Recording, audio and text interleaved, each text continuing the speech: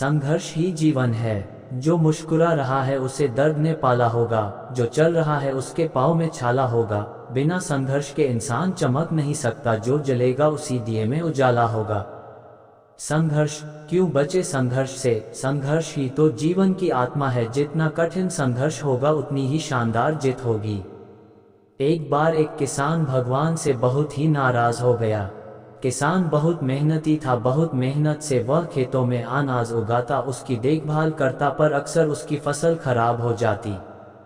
कभी सूखा पड़ जाता, कभी बाढ़ आ जाती, कभी तेज धूप, कभी आंधी, कोई न कोई कारण बन ही जाता कि उसकी फसल खराब हो जाती।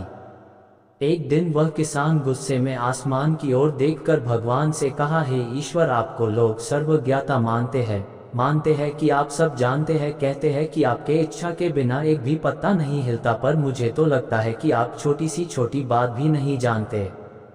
आपको तो ये भी नहीं पता कि खेती बाड़ी कैसे करते हैं। अगर आप जानते होते तो हर समय जो बाढ़, आंधी और तूफान आते हैं वो कभी नहीं आते। आप नहीं जानते कि कितना नुकसान उठाना पड़ता है हम किसानों को। यदि आप मेरे हाथ में ये शक्ति दे दे कि जैसा मैं चाहूँ वैसा मैं मौश कर दूँ, फिर आप देखना मैं अन्य के भंडार लगा दूंगा। भगवान इस किसान के तीखे वाक्य सुनकर मुस्कुरा रहे थे और वह किसान के सामने प्रकट होकर बोले, मैं आज से तुझे ये शक्ति देता हूँ कि तुम अपनी खेतों पर तुम्हारी जैसी इच्छा ही तुम वैसा मौश कर दोगे। मैं बिल्कुल भी दखल नहीं दूंगा, तुम्हारी इच्छा से सब कुछ होगा। किसान बहुत खुश हो गया। किसान ने गेहूं की फसल अपनी खेतों में बोई। जब उसे लगा कि खेतों को धूप चाहिए तो खेतों को धूप मिले, जब पानी बरसना चाहिए तभी पानी बरसा। आंधी, तूफान, बाढ़ कुछ भी उसने अपने खेतों पर आने नहीं दिया। किसान के खेत में इस वर्ष ऐसी फसल हुई जैसी कभी नहीं हुई थी। हरी भरी लहलहाती फसल। मन ही मन वह बहुत खुश हो गया और सोचने लगा, अब सबूत के साथ दिखाऊंगा भगवान को कि इसे कहते हैं शक्ति का सही उपयोग। मेरी सफलता देखकर उन्हें अपनी नियम जरूर बदलने पड़ेंगे। कुछ दिन गुजरे, फसल कटने को तैयार हो गए। किसान बहुत उत्सुकता के साथ फसल को काटने लगा, पर जैसे ही उसकी नज़र गेहूं की बालियों पर गया तो उसने अपना सिर पीट लिया और वह रोने चिल्लाने लगा। गेहूं की एक भी बाली के अंदर गेहूं का दाना नहीं था, सारी बालियां अंदर से खाली थी।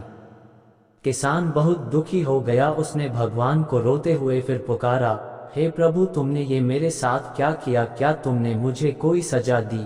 भगवान बोले, पुत्र, ये तो होना ही था। तुमने पौधों को संघर्ष करने का मौका ही कहा दिया। ना तो तुमने उन्हें आंधियों से जूझने दिया, ना तेज बारिश से सहने दिया और ना ही धूप में तपने दिया।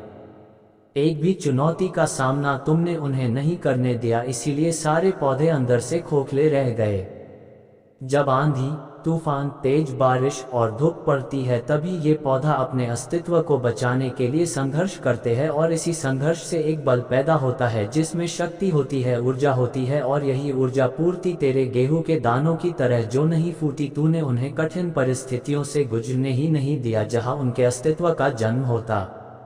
सारे बालियां इसीलिए खाली है, इसमें एक भी गेहूं का दाना इसलिए नहीं है क्योंकि तुमने अपने पौधों को संघर्ष कराया ही नहीं। याद रखिए, स्वर्ण में सवर्णीय आभा तभी आती है जब वह आग में तपने, गलने और हथौड़े से पीटने जैसे संघर्षों से गुजरता है। कोयले का टुकड़ा हीरा तभी बनता है जब वह उच्च दाब और उच्च ताप की मुश्किल परिस्थितियों से गुजरता है। इसी तरह यदि हमारी जिंदगी में कोई संघर्ष ही ना हो, कोई चुनौती ही ना हो, तो हम भी गेहूं की बालियों की तरह खोखले रह जाएंगे, कोई अस्तित्व नहीं होगा हमारा। विपरीत परिस्थितियां, चुनौतियां, समस्याएं हमें और अधिक निखारती है। यदि जीवन में कठिन परिस्थितियां और चुनौतियां आए तो घबराना मत, बल्कि सामना करना। विश्वास करना कि आप और अधिक निखर जाओगे और अधिक मजबूत बन जाओगे। किसी ने कितना सही कहा है, जिंदगी जीना आसान नहीं होता, बिना संघर्ष कोई महान नहीं होता। जब तक ना पड़े हथौड़े की चोट तब तक पत्थर भी भगवान नहीं होता।